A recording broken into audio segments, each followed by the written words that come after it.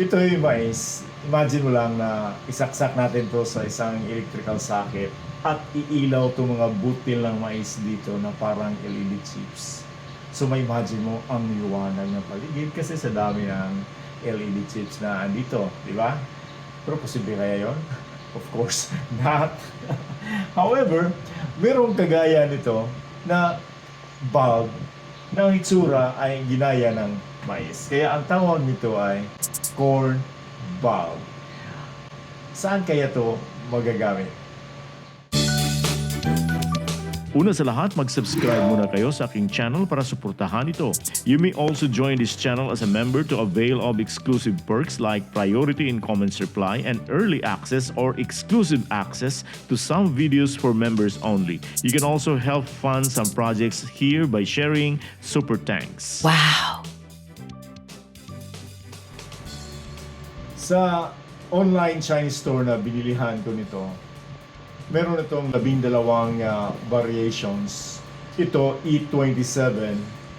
Ang kanyang thread dito, ang base type niya ay kasing sukat ng mga bulbs na usually ginagamit natin sa bahay. Meron ding E14 na katulad nito, maliit ang kanyang base type dito. Whether E27 or E14, ito ay may tatlong color temperature variants. Dito, ito is cool white. Nakasulat dito cold white. Pero hindi naman siya malamig.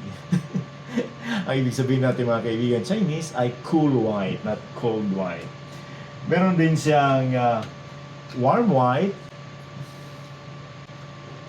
At meron din itong tricolors na merong natural light or natural white aside sa cool white and warm white.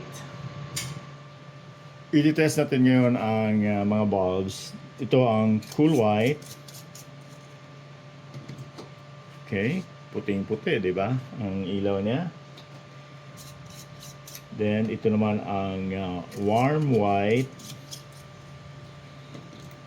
Yan, warm white, maganda siya, pang aesthetics talaga, pang decorative.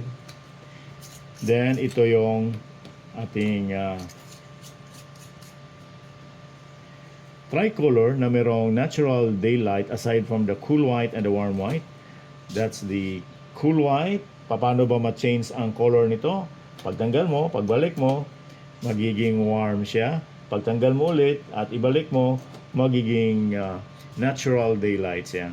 So ang gagawin natin, paglagay natin ito sa switch dito, mag-switch ka, yan ang ilaw. Pag i-off mo, pag on mo ulit, mag-iba ang color. Off mo again, at mag-iba din ang color. So nagsacycle yung tatlong colors.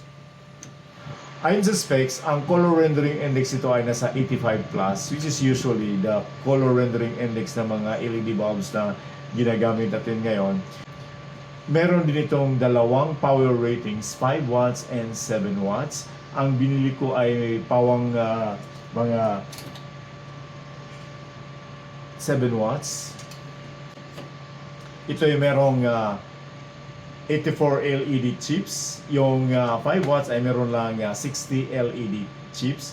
Dahil sa dami ng LED chips ng 7 watts, ito ay mas matangkad at 100 mm kaysa 5 watts na meron lang 88 mm ang kanyang size.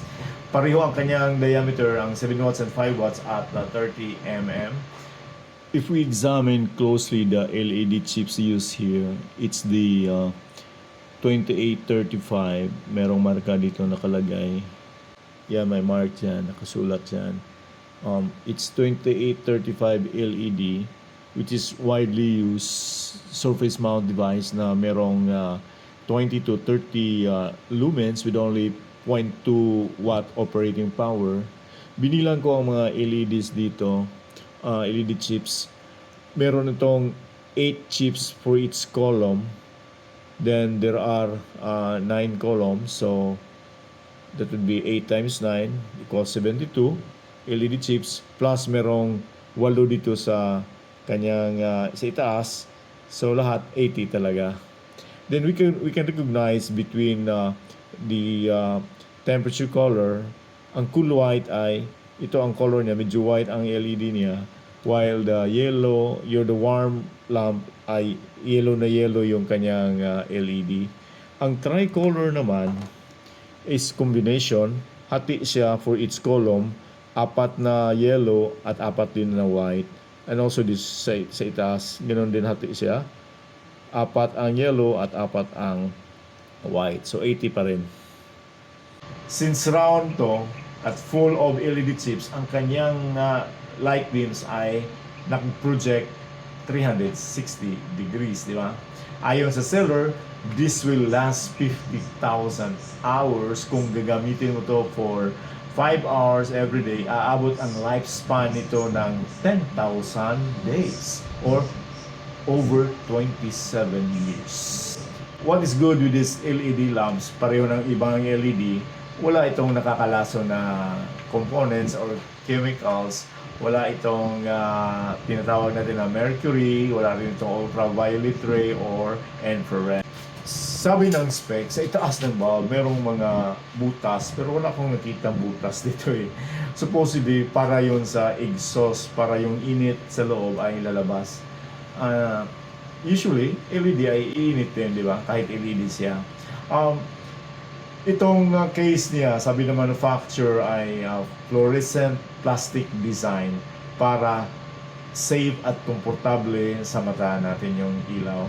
Sa loob ito, merong driver na siyang nag-convert ng 220 volts mula sa outlet natin to smaller DC voltage to supply the LED chip sa loob. Promise na manufacturer, maganda ang quality ng driver nito para walang flicker. Saan ba ito pwedeng gamitin? Mostly, aesthetic lighting ang ginagamitan nito kasi magandang tingnan, di ba? Dahil tatlong color variants itong binili ko, iba-iba ang paglalagyan ko nito. Mas maganda yung gamitin yung E14 ang size, ganito maliit, kasi yung socket niya ay ganito rin, maliit. Hindi tulad ng para sa E27 na bulky yung socket, di ba? Ito siya maliit lang, pang dekorasyon nito. Mura lang ito, at least than 100 pesos yung warm white and cool white variants, while yung tricolor ay nasa over 120 pesos each. I tag these products in this video para matuntun nyo yung online store na binilihan ko dito, and buying this product using my link here will help this channel. Dahil salamat tayo.